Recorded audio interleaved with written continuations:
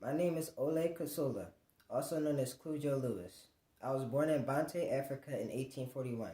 Bante is now called Benin. I'm the last known adult survivor of the Atlantic slave trade between Africa and the United States. In 1860, I, along with 115 other African captives, was brought up on board the last slave ship to the United States called the Clotilda. The ship landed in the backwaters of Mobile River near Mobile, Alabama, and hidden from the authorities. I was sold to an owner by the name of James Mears. I was located at an area north of Mobile known as Magazine Point in the plateau, where the Mears owned a mill and a shipyard. After the abolition of slavery and the end of the Civil War, I and the Clotilda captives tried to raise money to return to our homeland. The men worked in the lumber mills and the women raised and sold produce. But we could not acquire the significant funds. After realizing that we would not be able to return to Africa, I asked Timothy Mears for a grant of land.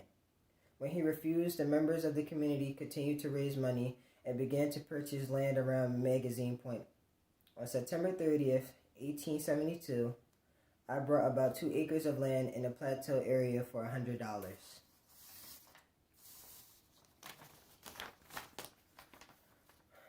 We captives developed Africatown as a self-contained, independent black community.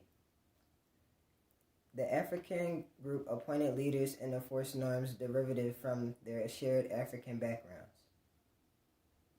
They also developed institutions, including a church, a school, and a cemetery. Africatown was unique because it was both a black town inhabited exclusively by a people of African ancestry,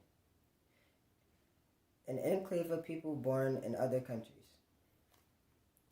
The residents also adopted some church American customs, including Christianity. I got married and had 6 children, 5 boys and 1 girl. I gave them all African names for their first name and American names for their middle names. In the first quarter of the 20th century, I served as an informant for the scholars and other writers sharing the history of the Clotilda Africans and their traditional stories and tales.